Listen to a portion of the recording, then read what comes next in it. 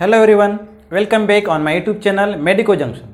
My dear friends, we are learning drugs for cough and asthma in pharmacology. Already we learned drugs for cough means for the dry cough and wet cough, in which we studied antitussives and expectorant. Antitussives we learn for the dry cough and expectorant are used for the wet cough means गीली खांसी के लिए. Today my dear friends, we are learning asthma and drugs for bronchial asthma. It means आज हम ये पढ़ने वाले कि अस्थमा है क्या, आखिर ये बीमारी के अंदर क्या होता है और इसका मैनेजमेंट मीन्स इसका ट्रीटमेंट क्या है. तो इट मीन्स कि drugs for bronchial asthma mean asthma के ट्रीटमेंट के लिए कौन सी ड्रग्स या फिर कौन सी मेडिसिन का यूज किया जाता है.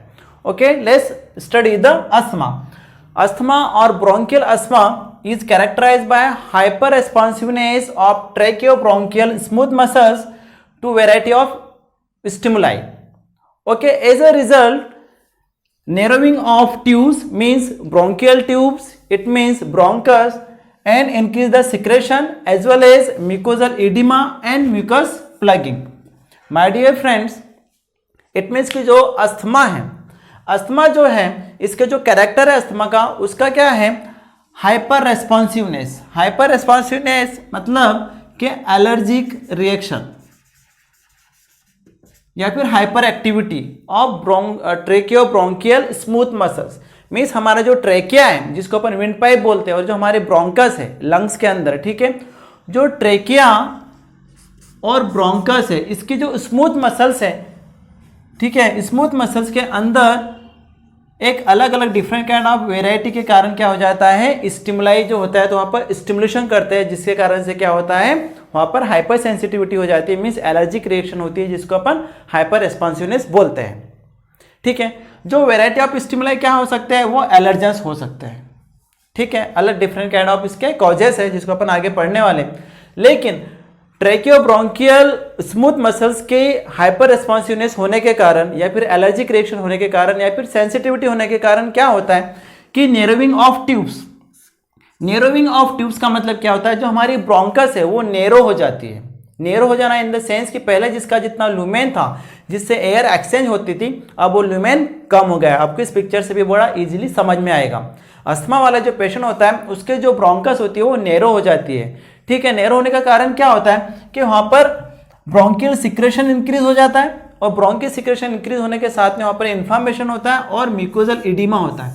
इट मीन्स कि जो ब्रोंकस है उसके जो मसल्स है उसके अंदर इडिमा है इन द सेंस कि वहां पर क्या है, फ्लूइड एक्यूमुलेशन हो चुका है. ठीक है, मतलब पानी का वहां पर जमा हो चुका है, इकट्ठा हो गया है. इस वजह से वहां पर क्या होता है, म्यूकस प्लगिंग मतलब कि म्यूकस का जमा होना जिसको हम बोलते हैं स्पुटम का वहां पे इकट्ठा होना हो जाता है. तो इन सब कारणों से क्या होता है, ब्रेथलेसनेस होती है, मीन्स सांस लेने में तकलीफ होती है. हम उसी को क्या बोलते हैं, अस्थमा. ओके, अब ये जो अस्थमा है इसके अंदर कुछ क्या सिम्टम्स हैं. आखिर अस्थमा जब होता है तो कैसे उसको डायग्नोस किया जाता है, कैसे इसको पहचाना जाएगा कि ये अस्थमा की सिम्टम्स हैं. तो there are the chances of dyspnoea. Dyspnoea means breathlessness होना या फिर स्पेशली नाइट के टाइम पर एकदम से सांस का रुक जाना, थोड़े टाइम पीरियड के लिए सांस रुकती है. ठीक है, डिफिकल्टी इन ब्रीदिंग अपन बोल सकते हैं in night, that is the dyspnoea. ठीक है, as well as wheezing means wheezing sound. जब डॉक्टर स्टेथोस्कोप से चेस्ट एग्जामिनेशन जब करता है, ओके, चेस्ट में अपना लंग्स होता है तो वहां पर विजिंग साउंड आता है. विजिंग साउंड मतलब विस्लिंग साउंड मतलब क्या होता है, यहाँ पर सीटी बजने जैसा आवाज आता है, नॉर्मल साउंड नहीं होता है. एज वेल एज अस्थमा के पेशेंट को होता है कफिंग. ओके, खांसता है. Then shortness of breathing. Shortness of breathing का मतलब ये होता है कि ब्रेथलेसनेस होना मीन्स सांस लेने में तकलीफ होती है और उसकी क्या होता है, चेस्ट टाइटनेस लगता है उसको. ठीक है, चेस्ट में कैसा टाइट टाइट सा लगता है. इट मीन्स कि उस पेशेंट को अस्थमा हो सकता है. तो ये सिम्टम्स है अस्थमा के. ओके, इस पिक्चर में भी सिम्टम्स देख के रखे, आप यहाँ से भी स्टडी कर सकते हो. Now causes of asthma. Causes means ऐसे कौन से कॉज है जिसके कारण से अस्थमा हो सकता है. तो there are the basic and main cause are the allergens. अब ये जो एलर्जेंस क्या होता है, एक्चुअली क्या होता है, जो ट्रेकियोब्रोंकियल स्मूथ मसल्स है वो डिफरेंट काइंड ऑफ स्टिमुलाई के कारण क्या होता है, हाइपर सेंसिटिव हो जाती है. और वो स्टिमुलाई किसके कारण आते हैं, एलर्जेंस के कारण आते हैं. अब ये एलर्जेंस कुछ भी हो सकता है, ये डस्ट पार्टिकल्स हो सकते हैं, पैट्स के कारण जो होता है तो वहाँ से भी डस्ट पार्टिकल्स आते हैं. ठीक है, या फिर जो होता है तो किसी स्मेल के कारण हो सकता है, कुछ भी हो सकता है एलर्जेंस, ठीक है, जिसके कारण से अस्थमा एग्रीवेट हो जाता है। Then air pollutions, another is environmental chemicals like the pesticides है, ठीक है, जो जिसके कारण से क्या होता है अस्थमा एग्रीवेट होता है, मीन्स अस्थमा होने के चांसेस होते हैं। देन साइकोलॉजिकल स्ट्रेस, ठीक है, साइकोलॉजिकल स्ट्रेस होने के कारण भी अस्थमा हो सकता है। देन राइनो वायरस, ठीक है, ये जो वायरस है जो रेस्पिरेटरी ट्रैक्ट को इन्फेक्शन कॉज करता है, तो राइनो वायरस के कारण भी अस्थमा हो सकता है। And another cause that is the genetically, means उसके मदर फादर्स को या फिर उसके ग्रैंडफादर्स को, ठीक है, या फिर फोर फादर्स को अगर अस्थमा है तो भी अस्थमा हो सकता है। देन कुछ मेडिसिन होती है जिस मेडिसिन के कारण भी क्या होता है अस्थमा होता है। इन जनरल जो होता है तो ACE इनहिबिटर, जिसको अपन एंटी हाइपरटेंसिव ड्रग्स भी बोलते हैं, ठीक है, तो इसके ACE इनहिबिटर के कारण भी अस्थमा हो सकता है। NSAIDs ड्रग, जिसको अपन पेन किलर्स बोल सकते हैं, या फिर पेन रिलीवर, या फिर जो एंटी इन्फ्लामेटरी है, एंटीपायरेटिक ड्रग्स है जैसे एस्प्रिन है, इससे भी अस्थमा हो सकता है। देन बीटा ब्लॉकर्स, जो कि बीटा ब्लॉकर्स के कारण भी अस्थमा हो सकता है, ठीक है, यानी किसी भी ड्रग्स हो सकता है। इन PPI proton pump inhibitors, pantoprazole है, रेबिप्राजोल है। देन H2 ब्लॉकर्स, ठीक है, एसिडिटी में जो H2 ब्लॉकर्स यूज होते हैं, रेनिटेडिन है, फोमिटेडिन है।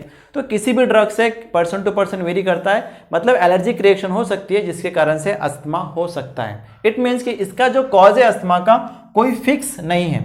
आइडियली जो अस्थमा होता है वो एलर्जिक होता है। अब एलर्जी किसी भी कारण से हो सकता है, इतने सारे कॉजेस हैं, या फिर वो अस्थमा हो सकता है जेनेटिकली हो सकता है, या फिर राइनो वायरस के कारण होता है। But most of time asthma जो है तो एलर्जिक अस्थमा होता है।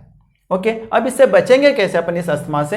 तो किसी भी एलर्जी का जो बेस्ट ट्रीटमेंट है उस एलर्जन से बचना, उस एलर्जन से दूर रहना, यही उसका मेन ट्रीटमेंट होता है, ठीक है। आइडियली जो सिम्टोमेटिक रिलीफ के लिए जो होता है तो अलग अलग थेरेपी में जो होता है तो अलग अलग थेरेपी में उसको क्या किया जाता है, उसका ट्रीटमेंट किया जाता है। जैसे हमारे इंडिया में जो है तो आयुष थेरेपी होती है, मीन्स आयुष मीन्स आयुर्वेदिक, यूनानी, होम्योपैथी, ठीक है, सिद्धा, योगा है, एज वेल एज फिजियोथेरेपी में भी इसका मैनेजमेंट किया जाता है।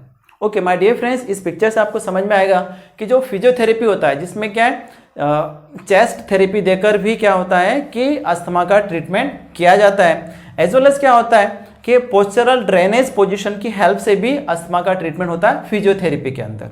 ओके, इसके अलावा जो होता है तो होम्योपैथी मेडिसिन भी अस्थमा में यूज होती है, जैसे बायो कॉम्बिनेशन 2। इस पिक्चर्स में आप देखिए बायो कॉम्बिनेशन 2 की हेल्प से अस्थमा का ट्रीटमेंट होता है इन होम्योपैथिक। तो माय डियर फ्रेंड्स, चाहे एलोपैथी हो, होम्योपैथी हो, आयुर्वेद हो, यूनानी हो, या फिर फिजियोथेरेपी हो, या फिर सिद्धा हो, या फिर आयुर्वेदा हो, ठीक है, किसी भी थेरेपी का सिर्फ एक ही ऑब्जेक्ट होता है, एक ही एम होता है कि पेशेंट को अस्थमेटिक जो सिम्टम्स है उसमें रिलीफ मिल सके। ओके, तो my dear friends, as I am the pharmacologist, मैं आपको एलोपैथिक ट्रीटमेंट बताने जा रहा हूँ। मैनेजमेंट जो होता है एलोपैथी में, तो जो मैनेजमेंट है एलोपैथी में अस्थमा का, जिसके अंदर different kind of medicine use की जाती है, like the bronchodilators. Okay, bronchodilators क्या होता है कि ये हमारी जो ब्रोंकस है उसको ये डायलेट कर देते हैं, मीन स्मूथ मसल्स को रिलैक्स करके इसको डायलेट करेंगे। तो डायलेट करने से क्या होता है कि ब्रोंकस का लूमेन क्या होता है, थोड़ा सा फैल जाता है, जिससे ब्रेथलेसनेस कम होती है और इजीली अपना वेंटिलेशन करता है, मीन्स ब्रीदिंग कर पाता है। ओके, तो ब्रोंकोडायलेटर्स जो ड्रग है जिसमें क्या आता है, साल्बुटामॉल है, टर्बुटेलिन है, थियोफाइलिन है, अमीनोफाइलिन है, इप्राट्रोपियम ब्रोमाइड है, टियोट्रोपियम ब्रोमाइड है।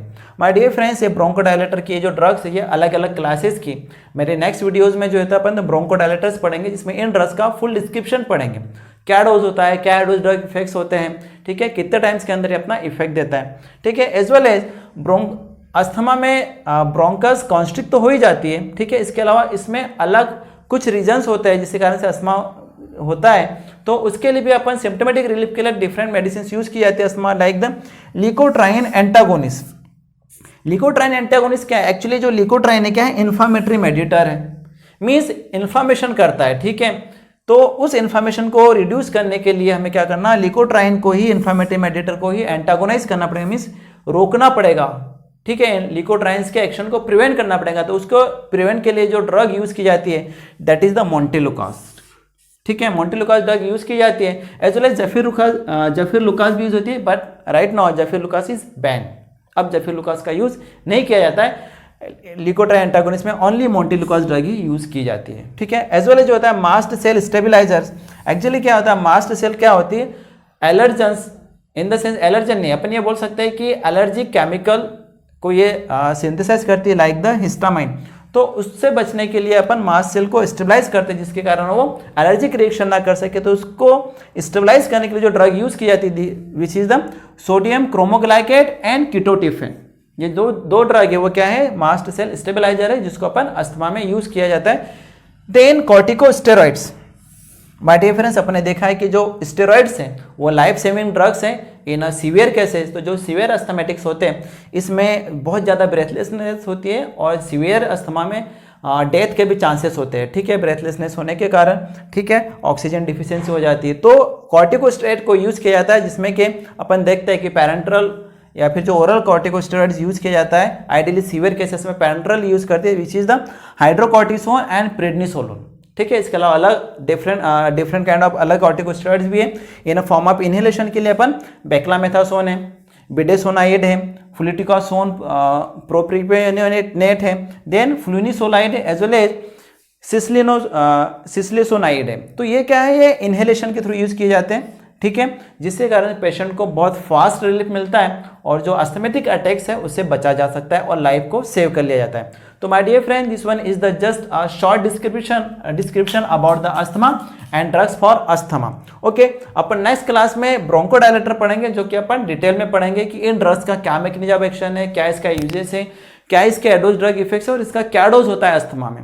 तो माय डियर फ्रेंड्स, अपना ब्रोंकोडायलेटर जो है ये एग्जाम के पर्पज से भी बहुत ज़्यादा इंपॉर्टेंट है और जिसके कारण से डिफरेंट काइंड ऑफ जो भी स्टूडेंट्स हैं, चाहे वो फार्मेसी के स्टूडेंट्स हो, नर्सिंग हो, बीपीटी के हो या फिर अनदर जो भी है, चाहे एमबीबीएस स्टूडेंट्स हो, चाहे आयुष के डॉक्टर्स हैं, उनके लिए भी ये बहुत ज़्यादा इंपॉर्टेंट है। आप जो भी स्टूडेंट्स हैं इस डिपार्टमेंट्स के अलग अलग पैथी के, तो आप अगर लर्न करना चाहते हो तो माय डियर फ्रेंड्स आप मेरे वीडियोस को कंटिन्यू देखिए और इसके डिस्क्रिप्शन में कंप्लीट नोट्स भी है, तो आपको कंप्लीट नोट्स भी मिल सकते हैं। तो again I am thankful to all of you to watching my this video and I would like to request you please like, share and subscribe my channel. Thank you.